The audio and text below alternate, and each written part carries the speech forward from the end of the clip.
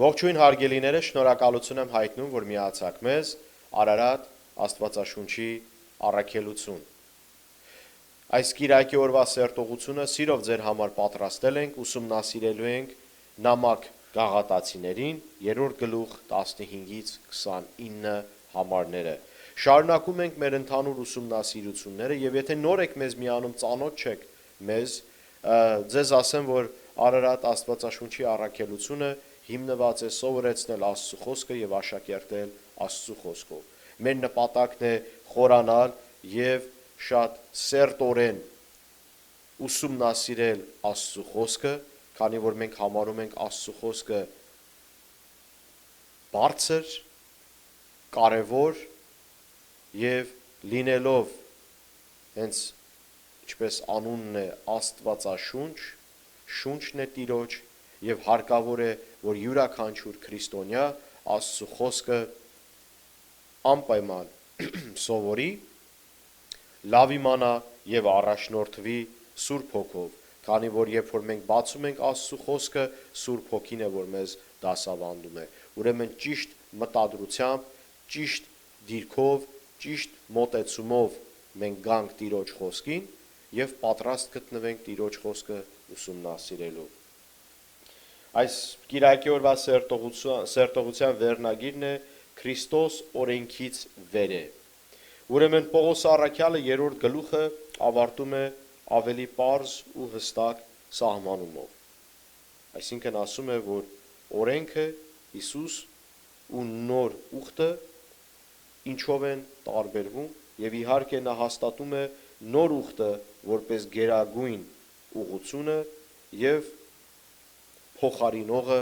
օրենքին։ Քանի որ օրենքը այլևս ուժ չունի նոր ուխտի վրա։ Սա է կարևոր կետը։ Գիտեք, Քրիստոսն ասեց, որ ես չեմ եկել, որ ջնջեմ, այլ ավելացնեմ, լրացնեմ կներեք։ Եթե խոսքը լրացնելու մասին է,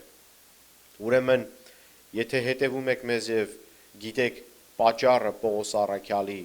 նպատակը, այսինքն ինչ պատճառով են ագրել նամակ գաղատացիներին, գիտեք, որ Գաղատայի եկեղեցիներում նրանք էին մտել սուտ վարդապետներ, որ սովորեցնում էին, որ յուրաքանչյուր նույնիսկ հեթանոս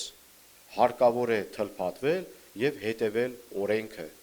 Իսկ ինչպես որ մենք գիտենք, օրենքն ուներ 613 կանոն ու պարզ ասած այդ ծանրությունը, որ օրենքի միջոցով եկավ, այլևս ուժի մեջ չի նոր ուխտի մեջ, որտեղ մենք ազատություն ունենք Հիսուս Քրիստոսով։ Հիմա կանցնենք սերտողությանը աղոթքից հետո ու կտեսնենք, թե Պողոս առաքյալը ինչ նկատի ունի։ Եկեք աղոթենք։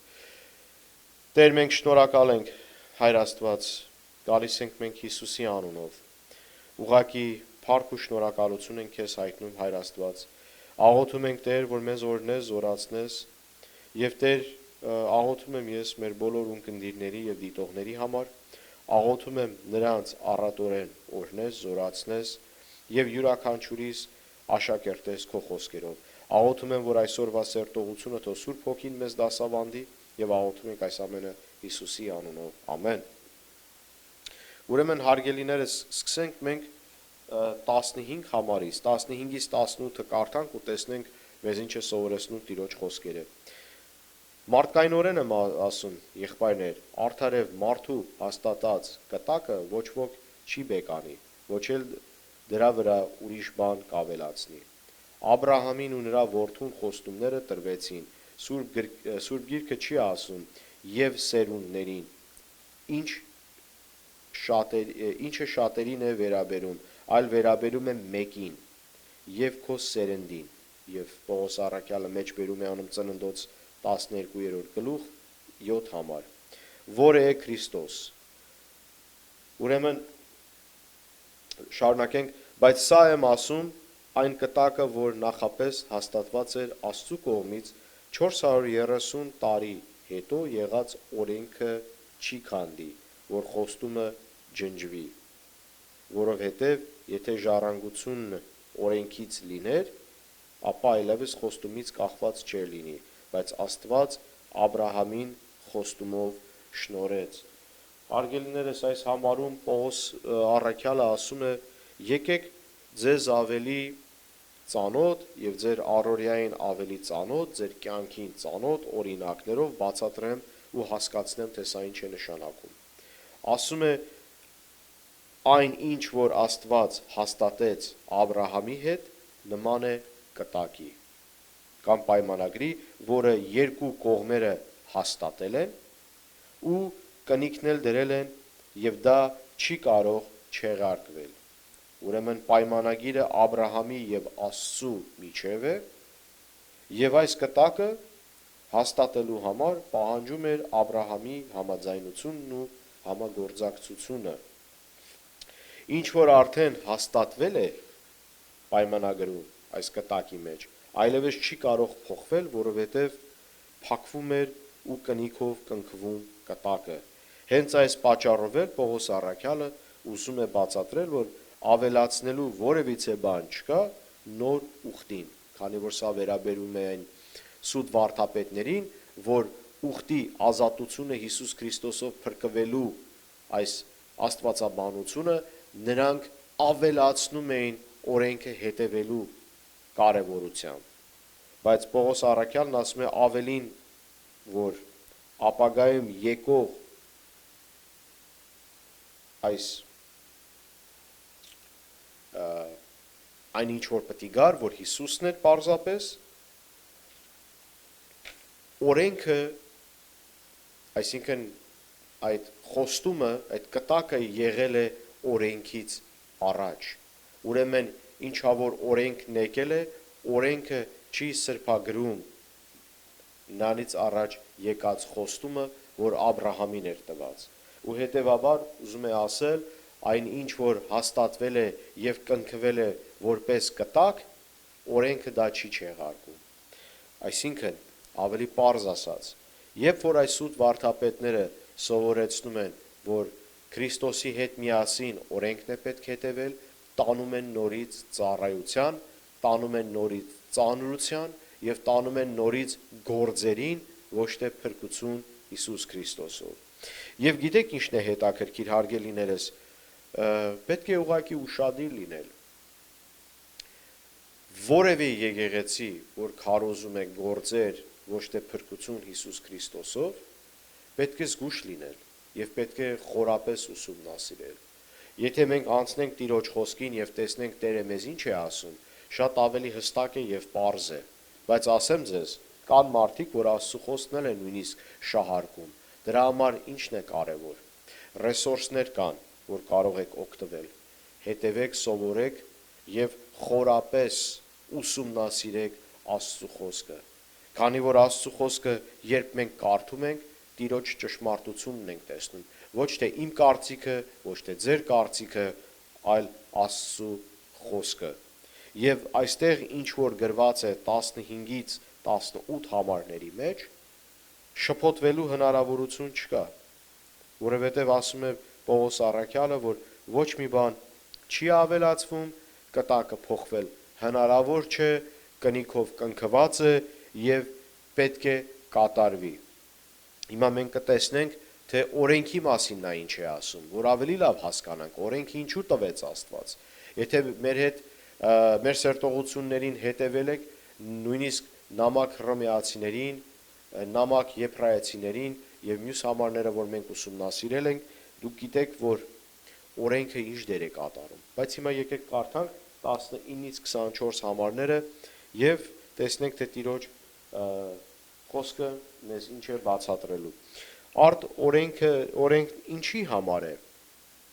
Օրենքը ավելացվեց հանցանքների պատճառով, մինչև որ գար սերունդը,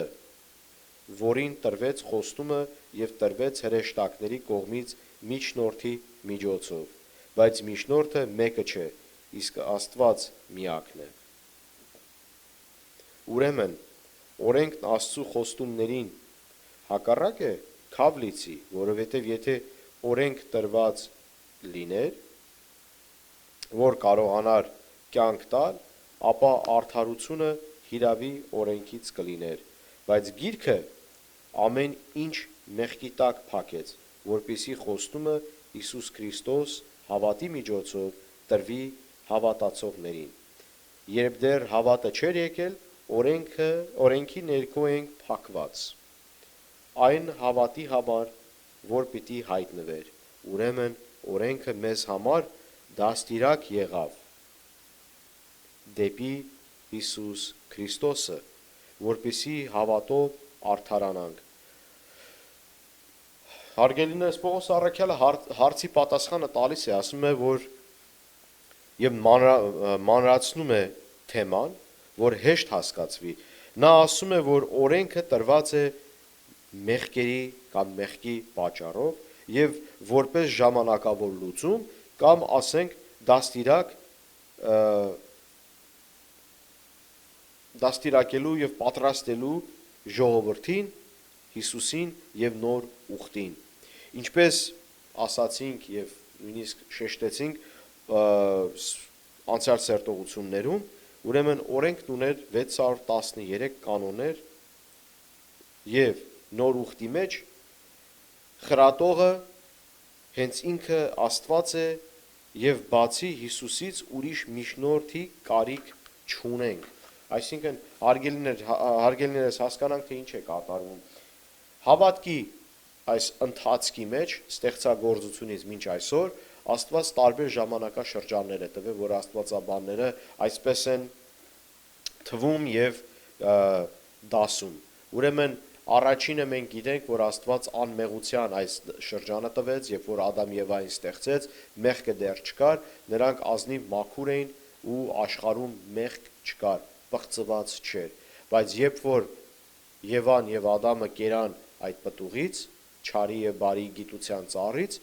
այդ ժամանակվանից պառակտում առաջացավ, անդունդ կար, ուղակի ճեղքված Աստծու եւ մարդու միջև։ Դրա համար Աստված տվեց խիղճ եւ այդ խիղճի ժամանակաշրջանն էր, որովհետեւ խիղճով կկառավարեր սանձերը, կքաշեր, այսպես ասած, մարդկանց, որ ահավոր մեղքերի եւ պղծությունների մեջ չգտնվեին։ Դրա հետ միասին մյուս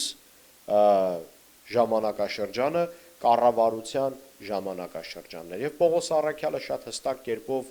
նամակ Հռոմեացիներին 10-րդ գլխի մեջ բացատրում է պատճառը եւ նպատակը պետության, այսինքն կառավարության եւ իշխանության ավելի կոնկրետ ասած։ Իշխանության նպատակը սուրը բերելն է, կարգ ու կանոն պահպանելն է եւ չար անձնավորություններին, հանցանք գործողներին պատժելն է։ Եվ Աստված տվեց եւս մի միջոց։ Իսկ երբ որ նայում ենք հաջորդ շրջանը, ժամանակաշրջանը, դա էլ օրենքի ժամանակաշրջանն է։ 613 կանոններով ուղղակի ժողովրդին Տերը ցույց է տալի, եւ օրենքը աշխատում է եւ դեր է կատարում հայլի, հա։ Հայլին ինչպես է դնում ենք եւ տեսնում ենք մեր պատկերը։ Ուրեմն օրենքը դրված է մեր առաջ, որպեսզի տեսնենք մեր մեղքերը։ Եվ դրանով էլ օրենքը մեզ դաստիարակի եւ կարգ ու կանոն ապահովի ռամկեքի մեջ, այսպես ասած, պահի Աստված մեզ։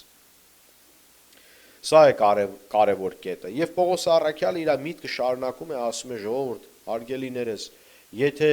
մենք ունենք ազատություն Հիսուս Քրիստոսով, որտեղ անցել ենք օրենքի ժամանակաշրջանից, ինչու եք դուք հավատում այն մարդկանց, ովքեր ձեզ տանում են նորից ծառայության, տանում են նորից իրանք ստրկության եւ ծանրության։ Այլևս հարկավոր չէ, որովհետև հարգելիներս, մինչև նոր ուխտը Սուրբ Հոգին Աստված չէր բնակվում մարդկանց մեջ։ Իսկ հիմա մենք ունենք մի նոր ու հրաշալի մի իրավիճակ։ Առաջինը, երբ որ ընդունում ես Հիսուս Քրիստոսին, ապաշխարում ես, վերստին ծնունդ ես ունենում, նոր մարդ ես դառնում Հիսուս Քրիստոսով։ Ապաշխարության, փրկության ապացույցը եւ կնիքը, ավելի կոնկրետ ասած, կնիքը Սուրբ Հոգին ստանալն է։ Եվ Սուրբ Հոգին չի գալի ու գնում, Սուրբ Հոգին բնակվում է մեր մեջ հիմնականորեն։ Դրա համար երբ որ մենք ընդունում ենք Աստծուն, ստանում ենք Տիրոջը եւ նա բնակվում է մեր մեջ։ Եվ ինչպես մեր անցյալում ներկայացված սերտողությունների մեջ, ձեզ ասեցինք եւ պարզ այսինքն աստվածաբանության եւ Աստծո խոսքի հիմքերի վրա մենք հասկանում ենք, որ Աստված մեղավորի մեջ չսրբված, չարդարացած անձնավորության մեջ նա չի կարող բնակվել, որովհետև նա Աստված ատում է մեղքը։ Ուրեմն մենք սրբվել ենք եւ մաքրվել ենք Հիսուս Քրիստոսով, ովքեր որ ընդունել են նրան որպես Տեր եւ Փրկիչ, ինչպես մեզ սովորեցնում է Պողոս առաքյալը նամակ Հռոմեացիներին 10-րդ գլուխ 9-ից 11 համարների մեջ, ինչպես բազմաթիվ անգամ եւ գրեթե ամեն սերտողությանը մենք շեշտում ենք, որ մենք սրտով ենք հավատում եւ արդարանում, բերանով ենք խոստովանում, դավանում ենք մեր հավատքը եւ փրկվում ենք, եւ 11 համարի մեջ էլ ասում է ով որ հավատա Հիսուսին կփրկվի։ Ուրեմն սա է կարևոր մեր համար եւ ճիշտը հասկանալու համար։ Եվ Պողոս առաքյալը բացատրում է, որ օրենքի նպատակը դա էր։ Եվ տեսեք, օրենքը չի չեղարկում խոստումը, չի չեղարկում այդ կտակը, որ Աստված տվեց Աբրահամին, որը իրականացվեց Իսահակով, այլ օրենքը ուղղակի տրվեց որպես ժամանակավոր միջոց, որ ժողովրդին ափերի մեջ պահի, Աստված ձեռքերի մեջ պահի, զսպվածության միջոց լինի, մինչև որ գա նոր ուխտը մեր Տեր Հիսուս Քրիստոսը։ Եկեք հիմա կարդանք 25-ից 29 համարները եւ կավարտենք 3-րդ գլուխը։ Գրած է 25 համարից սկսած, բայց երբ հավատը եկավ, այլևս դաստիարակի ձեռքի տակ չենք։ Սա է կարևոր հասկանալ։ Երբ որ եկավ, բայց երբ հավատը եկավ, այլևս դաստիարակի ձեռքի տակ չենք։ Հիսուս, որ եկավ, խաչվեց, հարություն առավ, իհարկե իր վրա վերցրեց աշխարհի բոլոր մեղքերը, եւ ինչպես որ նոր ասացինք, եթե հավատանք Հիսուսին, կփրկվենք։ 26 համարի մեջ գրած է, որովհետև ամենքդ Աստծու որդիներ եք Քրիստոս Հիսուսին հավատալով։ Հարգելիներս, մի կարևոր իրադարձություն է կատարվում։ Մենք որդեգրված ենք Աստծու ընտանիքին։ Կարող ենք մենք նրան հայր կոչել, որովհետև այն ինչ որ Հիսուսն արեց, փրկեց, սրբեց, մաքրեց, եւ նրանով մենք ունենք վերստին ծնունդ Հիսուս Քրիստոսով։ Եվ այդ վերստին ծնունդը մեզ մաքրում է, սրբում է եւ ասում է դառնում ենք մենք Աստծու որդիներ։ Մինչև Հիսուսին ընդունելը համարվում է Տիրոջ ստեղծագործություն, նրա պատկերով ստեղծված, բայց որդի չես համարվում։ Եվ դրա համար մենք ժառանգակիցներ ենք Հիսուս Քրիստոսին, քանի որ այնինչ որ Հիսուսն արեց, մեզ բերեց Տիրոջ ընտանիքին։ Եվ գրած է 27 համարի մեջ, ձեզանից ովքեր Քրիստոսով մկրտվեցին, Քրիստոսով զգեստավորվեցին։ Ուրեմն պարզապես վերստին ծնունդ, ապաշխարություն, մկրտություն, նոր մարդ լինենք Հիսուս Քրիստոսով, որ Հիսուս Քրիստոսին վերցնում ենք մեր վրա, զգեստավորվում ենք, ինչպես որ Պողոս առաքյալն է բացատրում, մենք նրանն ենք ու կոչվում ենք Աստծու որդիներ, Աստծու զավակներ։ Այլևս ոչ հրյակա, ոչ էլ հույն, ոչ էլ ծառա կա, ոչ էլ ազատ, ոչ արու կա, ոչ էլ եք, որովհետև ամենքդ մեկ եք Հիսուս Քրիստոսով։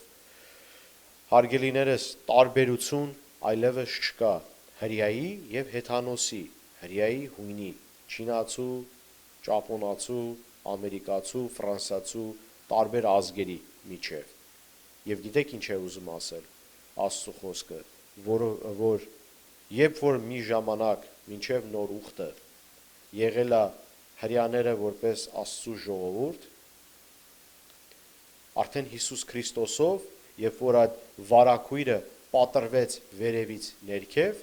բացվեց ճանապարհը, բացվեց մուտքը եւ հոսքը Տիրոջ ընտանիքին միանալու համար։ Ուրեմն այլևս մի ժողովուրդ չի, որ Աստծու ժողովուրդ է, բոլոր հավատացյալներն են համարվում Աստծու ժողովուրդ։ Միացանք մենք Տիրոջ ընտանիքին, եւ մենք որպես վայրի ճյուղ պատվաստվեցինք Տիրոջ ճյուղին եւ Տիրոջ ընտանիքին։ Եվ հրյա եւ թե հեթանոս այլևս տարբերություն չկա, որովհետեւ երկուսս էլ արդեն վերամիավորված ենք Տիրոջը, եթե ընդունենք նրան։ Պողոս առաքյալը հետ է սովորեցնում։ Եվ ինչու է ասում դա, որովհետև նորից անդրադառնանք, թե լսարանը ով է, երբ որ բացատրում է, որ օրենքը հետևելու պետքություն չունեք, սրբված եք, մաքրված եք Հիսուս Քրիստոսով, եւ պետք չի կատարել 613 կանոններ օրենքի, ուրեմն իմացեք, որ մենք ազատություն ունենք Հիսուս Քրիստոսով եւ բոլորս ենք կանչված փրկության։ Հատուկ մարդիկ չկան, որ կանչված են փրկության, հատուկ մարդիկ չկան, որ պետք է փրկվեն ու մյուսներս դժոխք գնանք։ Եվ դա էլ ասեմ, կան ինչ որ գաղափարներ, ընտրյալների գաղափարներ, որ ասում են, որ Աստված մենակ հատուկ մարդկանց է ընտրել փրկության համար։ Աստված բոլորին է կանչում փրկության համար։ Եվ Սուրբ Հոգին բոլորի վրա է աշխատում։ Սուրբ Հոգին բոլորին է կանչում փրկության, քանի որ Աստված ոչ մեկին չի ցանկանում, որ կործանվի եւ դժոխք գնա։ Եվ շատ պարզ ասած, եթե չընդունես Հիսուսին, գնալու ես դժոխք։ Ինչքան էլ դու լավություն անես, ինչքան էլ որ լավ գործեր անես ճակերտյալ, ելի քո մեղքը սրբված ու մաքրված չի։ Միայն Հիսուս կարող է քո մեղքը եւ քո մեղավոր անձնավորությունը մաքրել, սրբել սպիտակ ձյան նման։ Եվ նոր դրանից հետո արդարանալով Հիսուս Քրիստոսով, սրբվելով Հիսուս Քրիստոսով, մենք կարող ենք համարվել նոր մարդ եւ այդ նոր մարդու մեջ է բնակվում Աստված։ Եվ կնիքն էլ Սուրբ Հոգին է, որ մեր մեջ է, եւ մենք Աստծու Հիսուս Քրիստոսի կյանքի գրքի մեջ ենք գրված եւ մենք մահը չենք ճաշակելու։ Այս ամենը աղոթում եմ, որ Տերը ձեզ պարզաբանի, լուսավորի եւ հավատքի մեջ զորացնի, եղեք օրհնված Տիրոջով։ Ամեն։